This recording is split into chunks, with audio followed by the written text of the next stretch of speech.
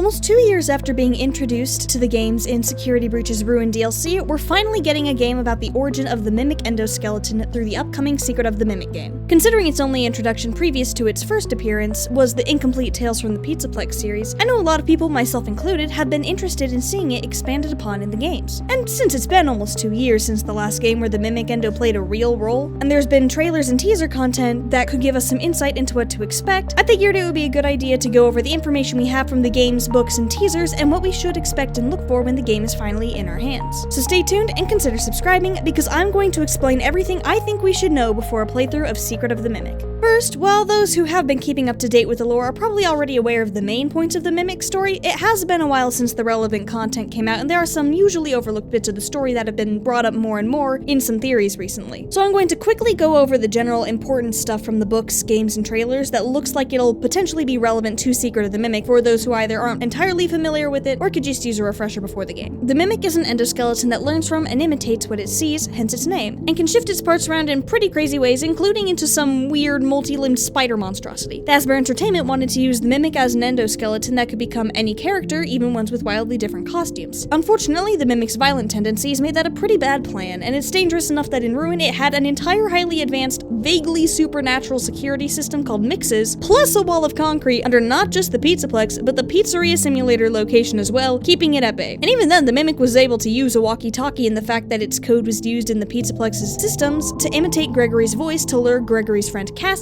into the building to free it. But before the Mimic was terrorizing small children in Ruin, in the Tales from the Pizzaplex books, it was made by a guy named Edwin Murray to be the best friend for a small child, his son David. Edwin was an inventor who hadn't been able to maintain his own company after the death of his wife while trying to raise his son. So he'd sold his company to Fazbear Entertainment and lived and worked out of an old lace factory he'd bought back when he was still in business independently. He didn't have enough time to give to his son thanks to the workload he had making animatronics for various Fazbear characters, and he couldn't afford sending him to preschool. So he created an endoskeleton called the Mimic to be his son's playmate. Despite the Mimic's program, called Mimic 1, being just focused on imitating, the Mimic demonstrated the ability to go beyond just pure copying and actually respond to things in its environment. The fact that the program was evolving so quickly got Edwin to start thinking about ways he could buy his company back from Fazbear Entertainment if the Mimic 1 program continued to mature the way he hoped it would. However, things took a turn for the worse when David died after running out on the road after a toy ball. Edwin found himself not only unable to do the work Fazbear wanted him to, but unable to cope with the fact that the Mimic was still imitating his deceased son. He took out his anger on the Mimic, and as he violently attacked it, it's mentioned that his anger was infused into the Mimic. Edwin then disappeared, and since he breached his contract with Fazbear Entertainment by doing so, the property rights for his stuff transferred to Fazbear. The company sent in 2 teams to the factory to get the place sorted out and fix stuff up, and unfortunately for them, the Mimic had come up with a fun way to twist normal household tasks like hanging up clothes in the closet into murder methods. And you can probably imagine how that went. This is where Secret of the Mimic comes in. We'll be playing as a Fazbear Entertainment employee in the year 1979 being sent to retrieve Fazbear Entertainment property, which the trailer explains as a prototype endoskeleton that can fit any costume and be any character from Edwin's warehouse. We'll be exploring a building called Murray's Costume Manor, which seems to stem off of Edwin Murray's company, Murray Co., which originally focused on improved household appliances like vacuums, coffee makers, and coat racks. At the Costume Manor, though, the focus seems to be on creating costumes, animatronics, and other things related to mascot characters, similar to what Edwin was doing from his factory in the book. And the Mimic will be using those characters as means for murder while we try to wrangle it without dying in the process. But while that is a basic summary of the relevant story leading up to Secret of the Mimic, there are certain things that have been hinted at that could have some massive implications not just for this game, but also how it might connect to other installments in the franchise. For example, there's what we see of Murray Co. and Murray's Costume Manor from the trailers and teasers. In the recent teasers, Stay Up Latte and Murray's Magic Coat Rack, there are additional inventions that Edwin made that are featured in video advertisement format. As of the time of writing, those are the only 2 that are out, but even if there are more teasers planned for the lead up to release, I think these 2 give us some interesting insight. For one thing, these products seem to share traits that the Mimic has. The Stay Up Latte machine watches and learns people's coffee preferences to make them the perfect coffee, and the coat rack can extend, shift, and retract its parts to suit the clothing that's put on it. Similar to how the Mimic watches and learns from its environment in order to imitate things, and can shift its parts to fit costumes. But what stands out to me here is the existence of these inventions in the first place. In the books, we know that Edwin started his company selling robotic vacuum cleaners, but when they didn't last long enough for customer satisfaction, he wasn't able to fix the vacuum issue or invent something better thanks to his grief and having to raise his son alone after his wife died in childbirth. This was the situation that led him to sell his company to Fazbear Entertainment and sell his house to live in his factory to save on costs. With this in mind, there are 2 different ways this could potentially work with what we see in the teasers. One option that I've seen proposed by a lot of people is that Edwin actually made good on his ideas about using using the Mimic 1 program to become successful enough to eventually buy back his company from Fazbear. That would explain the way the latte machine and the coat rack share traits from the Mimic, and potentially the existence of Murray's costume manor in general, since the rundown factory with piles of old lace and lace-making equipment everywhere in the books doesn't exactly match the costume manor in the games. It would also account for how Edwin is referred to as a contractor in the trailer. Contractors are independent entities from the companies they work for, which sets them apart from company employees, something I'm familiar with because I can be considered a contractor thanks to the sponsor of today's video, Manta Sleep. For those of us in the northern hemisphere, the days are getting longer and longer while the mornings are arriving earlier and earlier, which can make it harder to get a good night's sleep. Fortunately, Manta Sleep is here to help. Manta Sleep has a variety of sleep masks with different features to help people be comfortable as they get the sleep they need. The adjustable eye cups block out the light, and depending on how you prefer to sleep, you can choose sleep masks that have different features. For example, I've been using Manta's Sound Sleep mask for the past month, which comes with C-shaped eye cups that are more comfortable for side sleeping and adjustable razor-thin Bluetooth speakers. I personally can't even feel the speakers when I'm wearing the mask, and it's been a lot easier for me to fall asleep with my brain occupied by piano remixes of video game songs, instead of having the free time to think about every embarrassing thing I've ever done in my life. It's been great, my sleep schedule is healing, and I genuinely recommend it if it sounds like something you'd like. And hey, as part of Manta Sleep's Beat the Light offer, if you order between now and June 8th, orders over $99 will receive a 15% discount, and orders over $149 will get a 20% discount. Both applied at checkout. So if you're ready to snooze through those early sunrises and get a good night's sleep, use the link in the description or code IDsFantasy to get 10% off your order and help support the channel in the process. But back to the topic at hand, there are a few reasons I don't find it particularly likely that Edwin managed to buy his company back from Fazbear using Mimic 1 to make new inventions after the events of the book story. For one thing, the only way I could see for this to work out while maintaining the events and setting of both the book and the game would be for the events of the books to play out, with Edwin making the Mimic, disappearing after David's death, and Fazbear sending people into Edwin's lace factory where the Mimic was lurking.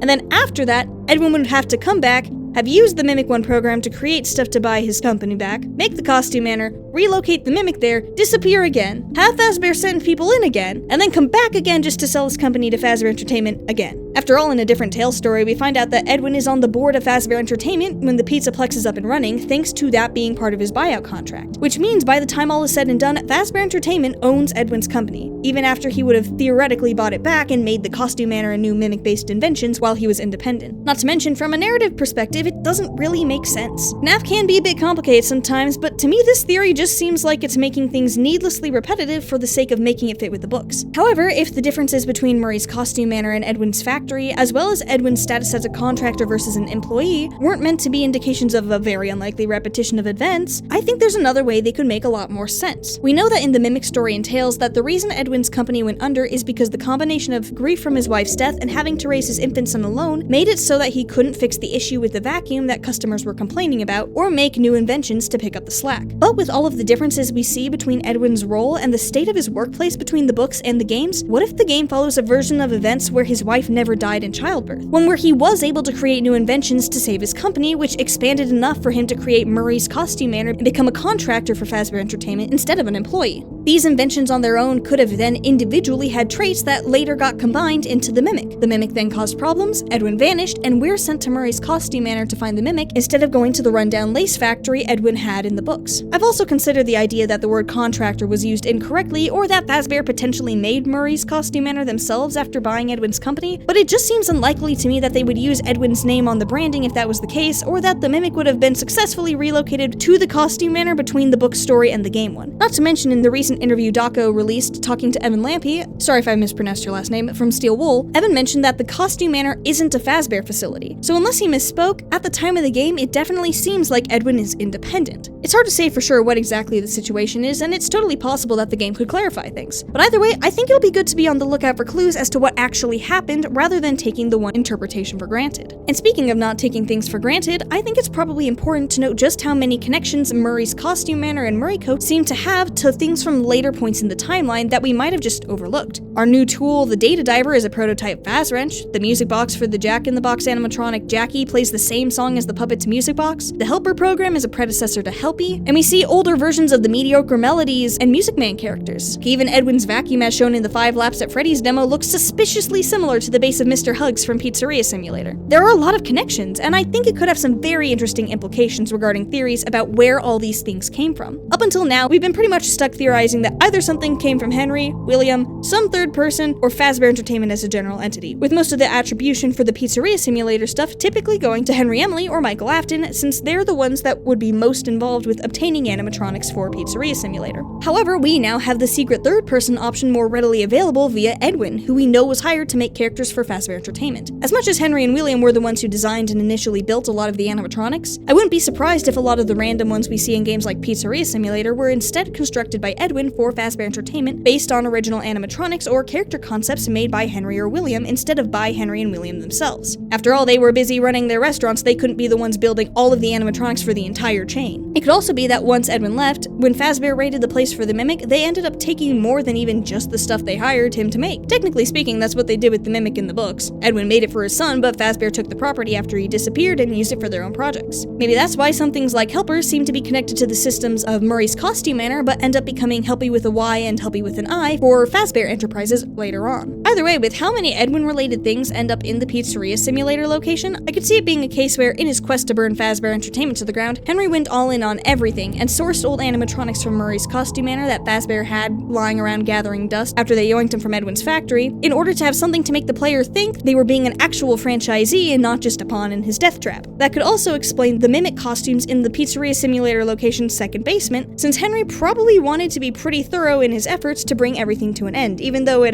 didn't exactly work. That being said, I also wonder if it's a case where a bunch of the Mimic stuff was brought to the FNAF 6 location and then just never moved. It's a pretty common theory I've seen that Pizzeria Simulator is the old Fredbear's. Considering the Princess Quest ending of Help Wanted 2 has what seems to be the sister location elevator, there being an elevator dropping Cassie down into the triple basement of the Pizzeria Simulator location, and how the sister location is connected on a map to what seems to be the FNAF 4 restaurant based on how the maps line up, I could see it being the case that rather than bringing everything into the Pizzeria Simulator location, Henry just used the location that already had most of the stuff already there. And on the topic of Mimic-related things in the Pizzeria Simulator location basement, let's talk MXES. While there's a lot of talk about the Mimic in regards to Secret of the Mimic, which is understandable considering it is the titular character, I feel like it's important to draw attention to MXES being included in the Help Wanted 2 content update that teased Secret of the Mimic, and how that could potentially connect to its role in Ruin. In the content update, finding puzzle pieces hidden throughout the levels puts together two pictures and spawns related scenes in the environment. One is of the outside of Murray's Costume Manor, but the other is of a van containing the MXES machine, and when you put in the address of the Costume Manor into the pin pad, the MXES entity tries to emerge before getting pulled back in and driven away. We know from its appearance in Ruin and a statement from Steelwoolf's creative director J-Top during John FNAF's interview with him that MXES is pretty old. That in and of itself raises some questions about how such an old machine is so technically advanced and has an AR world entity associated with it, but the fact that it is old and is shown in the Secret of the Mimic teaser content definitely seems to imply that MXES is going to be making an appearance in Secret of the Mimic. Throw in the way that the entirety of the MXES security system in Ruin seems to be geared towards keeping the Mimic as contained as possible, and there are a couple ways I'd expect to see things play out. First, it's possible that when the Mimic started acting up and getting all murdery, Edwin created MXES as a way to safely contain it. Then he left and someone sent in afterwards deactivated it, only to end up dying. Maybe that's the guy whose arm looks like it's poking out of one of the costumes in the trailer. Then, since we see a Fazbear Entertainment van drive up in the trailer, and in the Help Wanted 2 content MXES is driven away, maybe we manage to reactivate MXES, load up it and the Mimic, and drive off with them. Alternatively, maybe the van driving away in Help Wanted 2 is MXES being brought to the Costume Manor in the van. In this circumstance, maybe the MXES machine was created by Henry or William after hearing about the Mimic so that they could get it under control. The MXES entity does manifest as a rabbit, and the two of them are significantly more rabbit-associated than Edwin is. Of course, that is assuming that the entity was part of MXES from the beginning and wasn't some supernatural addition later on, which I could see going either way, to be honest. But other than all of that, there are a few theories I've seen floating around about the game, such as the idea that various posters and teasers imply that our protagonist will lose an arm, or the theory that we play as another one of Cassie's relatives, maybe her grandparent or something, who would have theoretically gotten the Bonnie mask for their son in association with rooting through the Costume Manor that has masks. I don't have a ton to say about them though, so I'm just mentioning them here for you guys to ponder if you so desire. And of course, I'd say the most important thing to know before Secret of the Mimic is just how much we don't know. In Dako's interview with him, Evan mentioned that an 8 to 10 hour playthrough will hit just the surface level story, but there's going to be a lot of layers and things to investigate outside of that surface level that'll make a completionist playthrough take probably twice the amount of time. Whatever speculation we may have going in, we'll probably end up finding a whole bunch of stuff that we didn't even consider, and it's good to be willing and able to adapt to the new findings we have as they come up. Either way, I'm really excited to see what Secret of the Mimic has in store, and I hope this video's gotten you prepared with some good information and theories to think about when the game finally comes out. Thank you so much for watching, check out Mantis Sleep if you're interested, don't get stabbed, and have a nice day.